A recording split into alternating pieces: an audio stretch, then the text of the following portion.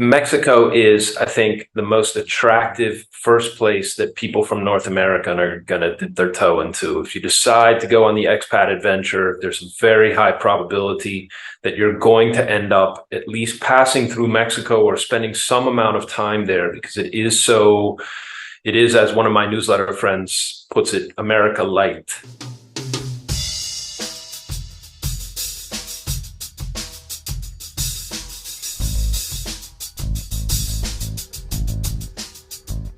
Hey, Nick's here. Welcome back to the Expat Files. If you head south, either to just like snowbirds to get out of the cold weather, there's a good chance you've already been to Cancun or any of the really growing number of places where life, and especially life for tourists, for expats, can be quite pleasant, and not just in the winter months when North America is really socked in with snow and ice.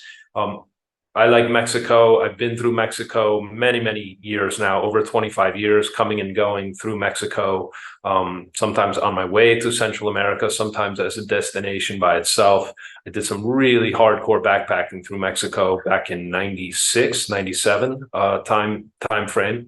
I won't talk too much about that because it's not fit to tell, but great adventures. But Mexico, especially now, deserves a little bit of a mention, I think, because of the tremendous contrast that you get in some really important respects from life up north. Here's what I mean by that. Most people in Mexico, if you go south of the Rio Grande into Mexico and then further south all the way to Patagonia and Tierra del Fuego, nobody really takes government seriously. This is a very, very big and, in my mind, refreshing contrast. I know for most people, hearing that conjures up visions of lawlessness. And I'll talk about Mexico and safety records and all the rest. And I'll give you some clear anecdotal experiences of my own that describe what I think are the primary dangers. But look, the truth is there's danger everywhere in the world. Mexico is no different. It is certainly not unique in that way. But the one thing that I think Mexico has going for it over and above North America is that nobody really, as my Mexican friend said, fella I talked to just the other day, the government is already up here, right, for people in North America, meaning that it's so deeply embedded in the psyche of Americans and Canadians to just be paranoid that you're being watched and spied on and that the government has control over you and all the rest. And most other parts of the world just don't think that way.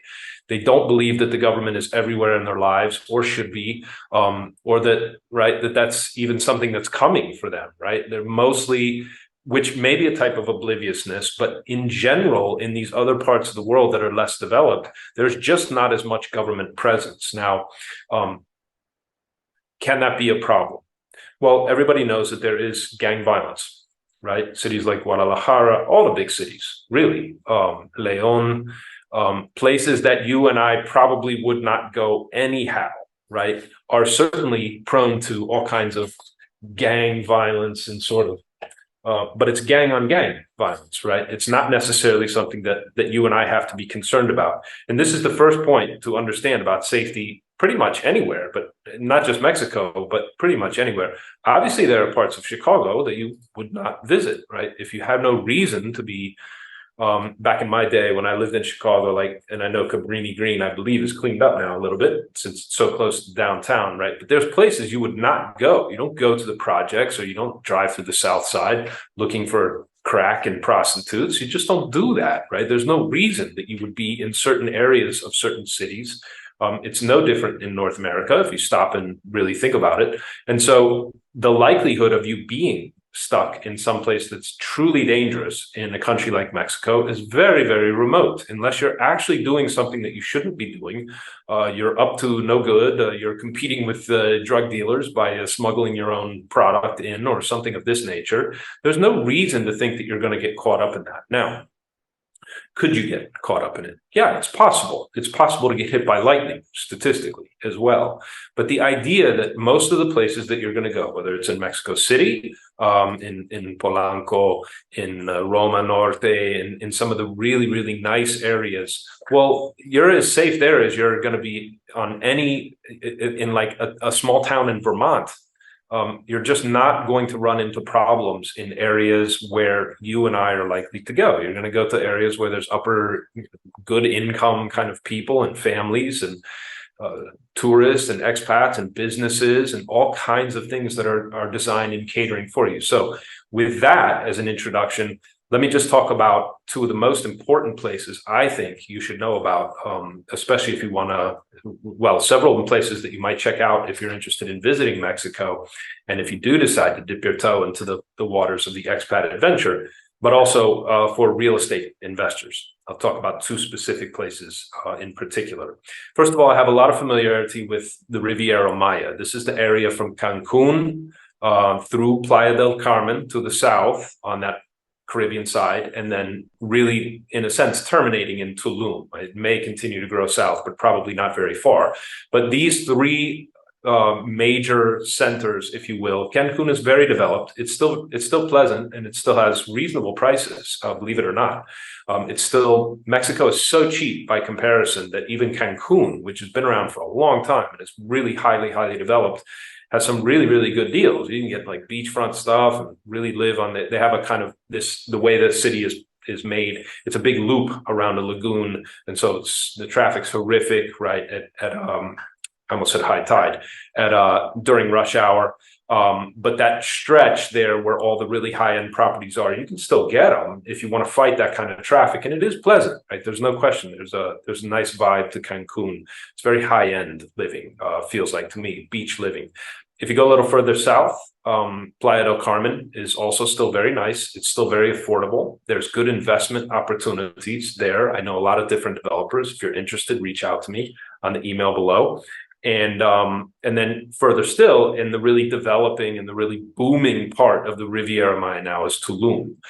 There are places in Tulum, and it's possible they're going to overbuild here. It's a tiny town. It's like 25 to 40,000 people normally, and then it swells to 50 to 100,000 people with tourists, and they're building like crazy condos. And you can go online and you can see these guys on YouTube talking about how 25 to 40, 50% on real estate, rental real estate in Tulum. Now, these are guys who do this full time. They know exactly what they're doing. They buy a penthouse for 250, 300,000, 350,000 US dollars, and then rent it out 150 nights a year to all kinds of high-end clientele that are coming down, and they're getting $1,000 a night over Christmas, holidays, and New Year's. And so yeah, it's possible to make 40-50% rental income on a place in Tulum. Apparently, I believe them. I have no doubt that is happening for some people, but these are guys who are super pros at it and know what they're doing. Regardless, I think rental real estate in Tulum is still going to be a very good idea, a very good bargain. It's still a very good place. It's still developing. There's still a lot of growth left in Tulum. So it looks to me like it's actually going to be a very good spot for that. Those who want to invest in rental real estate, in my mind, the Riviera Maya has the most going for it. They're completing a train that's going to loop the entire Yucatan Peninsula, the Tren Maya, it's called. And they're serious about building and completing an international airport for Tulum specifically. So this cuts a big chunk of driving out. If you're coming to that part of the world, you're going to fly into Cancun and then have to drive 90 minutes plus to get to Tulum. If they have their own international hub, obviously Tulum is absolutely set to take off, and it's already booming. So there's a lot of reasons to look at Tulum in my mind. The other best place, I think, to look at real estate, you might consider Cabo San Lucas, or the Cabos, at the peninsula there on the Baja, on the Pacific coast. There's really good deals still for a property there. There's not that much space to build. I mean, there will continue perhaps to build up the hill. If you've been to Cabo, right, the mountain comes all the way down to the ocean, and then they're building up the hill and then further and further away from the beach. But there's still buildings going up with views of the arches and the beautiful bay there that is Cabo, and the marina where all the fishing boats head out. And so there again, I have contacts for that. If you want to reach out to me, I'm happy to put you in touch with somebody. But these places, especially because of the draw, because of the sheer demand of tourism in those parts of Mexico, you could certainly do worse. And I think there's still a lot of money to be made. The regardless of what happens in the US, and obviously if the US is in real trouble financially at some point, that's going to affect the whole world. But the set and the scene of people that go to a place like Tulum or to Cabos or to Cabo San Lucas, and that are going to spend money and spend time there, are probably going to be less prone to the effects of recessions and really hard economic downturns. So for all those reasons, right, Tulum and Cabo are my two favorite picks. But that's not to say there aren't other great spots. San Miguel Allende has long been a big hangout for especially US expats. There's a really vibrant expat scene there. Querétaro, which is very close to Mexico City, is a World Heritage Site city, also like full of good Mexican culture and architecture. Has a really cool vibe, I'm told. I haven't actually visited. But Mexico City too, right, is a real bargain. It's really high-end, top-tier city living, the kind of city living that you would expect or that you might get in a really nice neighborhood around Chicago or even possibly New York, or like a really, really high-end city life kind of experience for about 50% to maybe 2/3 off. And so the bargain that you get just by going to Mexico, and it's also one of the greenest cities, which really shocked me. I did not expect that, but Mexico City is one of the best kept and greenest gardens and trees and tree-lined areas, and parks and museums and all kinds. There's even a canal running through the city in a park. What's it called? Chapultepec Park is bigger than Hyde Park and Central Park combined. So this is an enormous, enormous metropolitan area. Everything that you would expect to get in a city is there, and it's really quite pleasant. It's actually quite cool while we were there. The air is famously polluted, and maybe that's a problem for some people, but you're high up enough that you actually do get some cool days. It's not sweltering, hot, humid Mexico like most people think of, and like a lot of parts are, like Tulum, for example, right? The whole Caribbean coast is very, very hot and humid all the time. Mexico City is not, and the mountainous areas too, through Querétaro and San Miguel, are also quite pleasant. San Miguel, San Cristobal de las Casas in the south, in Chiapas, also very pleasant area if you like being in highly wooded, lots of forest and very pleasant kind of high altitude living. Very nice. Chiapas, very, very beautiful. Chiapas, curiously enough, was the one area of Mexico that really never totally submitted to the central government. And so the Zapatistas are still famously independent. There's not a lot of trouble between them and the central government now, but they do have a history of showing the middle finger to the central government and getting away with it, right? For many, many years, that was the area of Mexico that was contested, just like the FARC forces that ran and sort of gave such fits to the Colombian government in Colombia. The language in Mexico. If you're going to learn Spanish in any place in the world, Mexico has got to be the best place for it. Now, I know a lot of people aren't interested in learning language. It's actually in your best interest to do it. And I took this on many, many years ago, so I speak excellent Spanish at this point in my life. But of all the places that I could tell you to go learn, maybe a poor part of Central America, because the people have such limited vocabulary anyway, and because they're so eager to talk to foreigners who they don't see a lot of even still. So here, possibly Nicaragua, I know Guatemala for sure. These kinds of places where it's really campesino Spanish, very, very easy to learn when you talk to somebody who has a limited vocabulary. It actually helps you, and it will still be a stretch for you, but they speak very slowly and they enunciate very clearly. Mexico, top to bottom, has, I think, the most pleasant and most pleasant Spanish to learn. By that, I mean, it is the easiest. The pronunciation is clear. If you're interested in learning Spanish, this is probably the place to do it. I don't think anywhere else you're going to go. I like South American Spanish because it sounds nicer. In Argentina or Uruguay, they pronounce differently. But for a beginner starting out learning Spanish, go to Mexico. That's my recommendation. It's actually very easy. And a lot of people in the places that you would go in Mexico also speak excellent English too. They're used to seeing people from North America, obviously. Lifestyle in Mexico, I really like as well. I think overall it has a lot to offer. It's a very family-oriented place. The Mexicans get up, they work hard, in spite of a lot of like old jokes, right, from decades ago. Everything was about how how lazy Mexicans are and all the rest. I mean, I remember this from my childhood. It's absolutely not true. These people work their tails off. And it's why Mexico has enjoyed so much prosperity, in part because there's such a work ethic in the culture, in spite of what you may have heard to the contrary. It's a family place. You see, the churches are full. They've never even heard of political correctness, which is very refreshing. In my mind, that's a real positive right now. That's a very, very big mark in the win column for Mexico, because you don't have to deal with any of the cultural war. It's just not down there. They don't understand it. They're a million miles away from that kind of thinking. They have no interest in political correctness. They don't understand woke ideology. It just doesn't exist for them, right?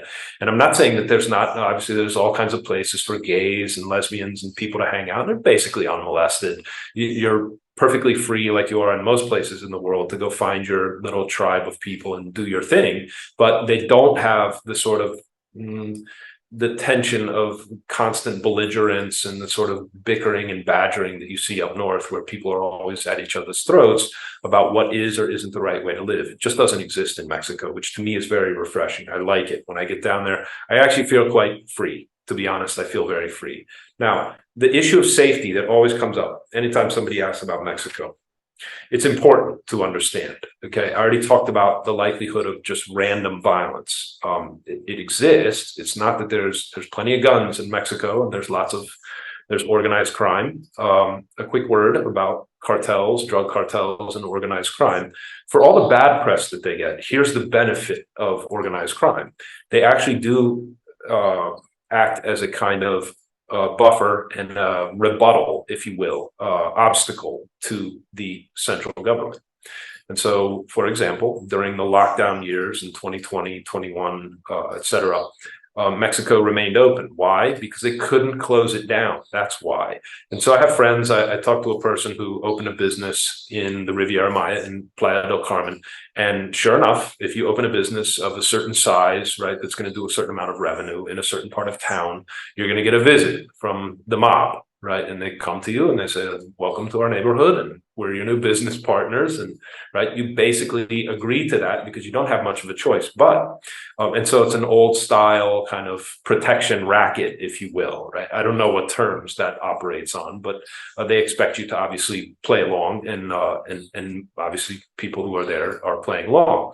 I don't know what it cost you to buy protection from the mob, but when the government tried to shut everything down, the mob stood up and said, actually, you're not shutting down this area. And so Mexico remained open.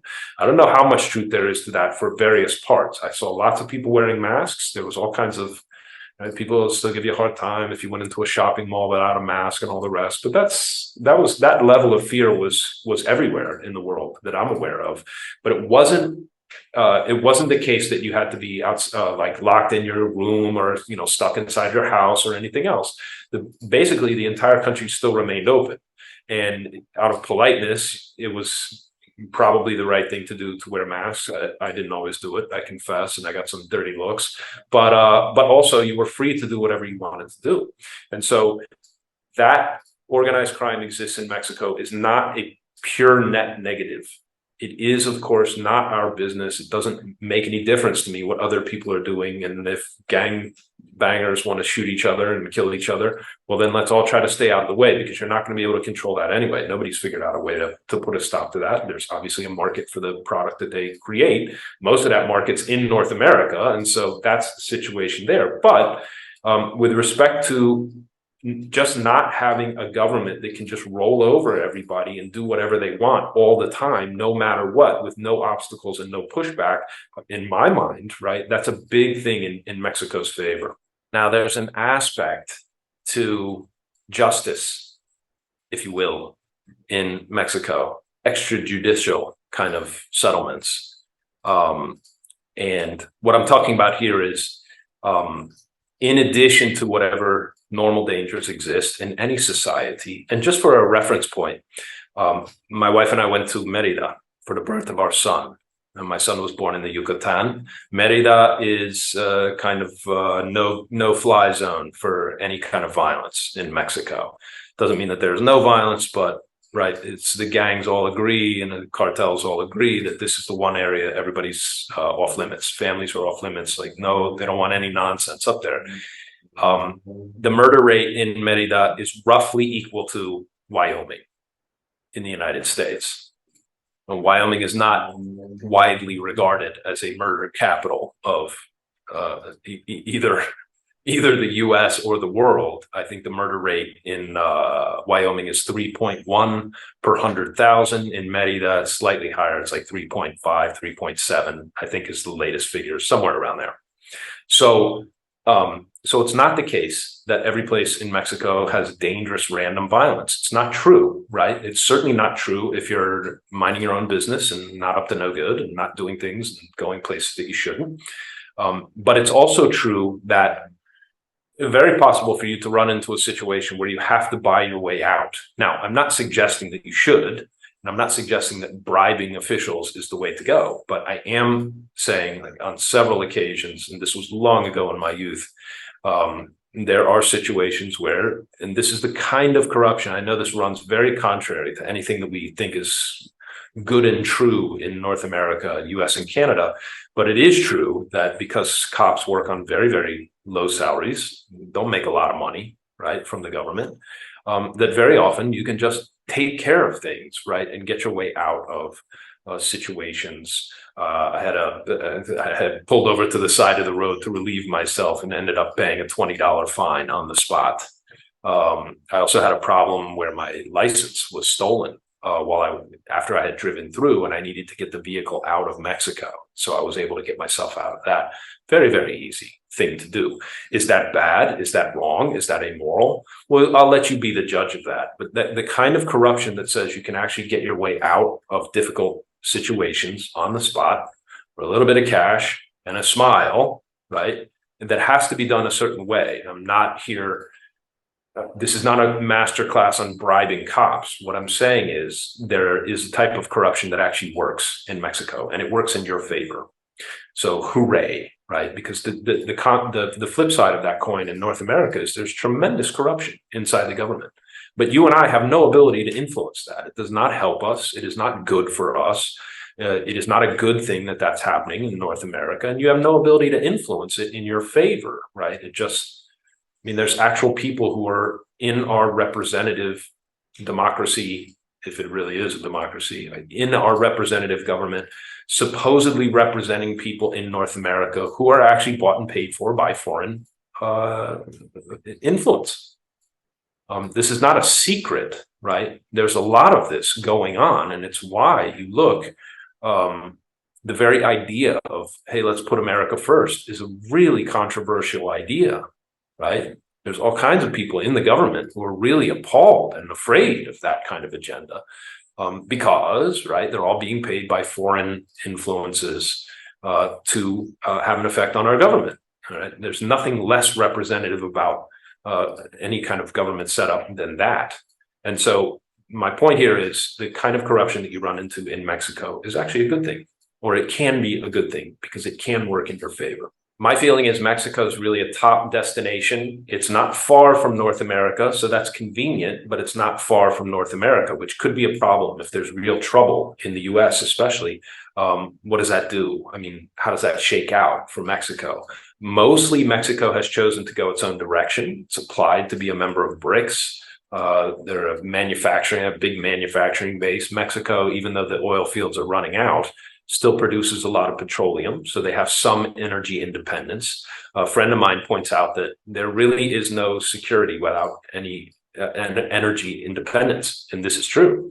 You're going to have to be in a place, especially if things come really unglued, where there's enough energy security that you're not in a country where they have to rely on somebody else for their actual energy needs.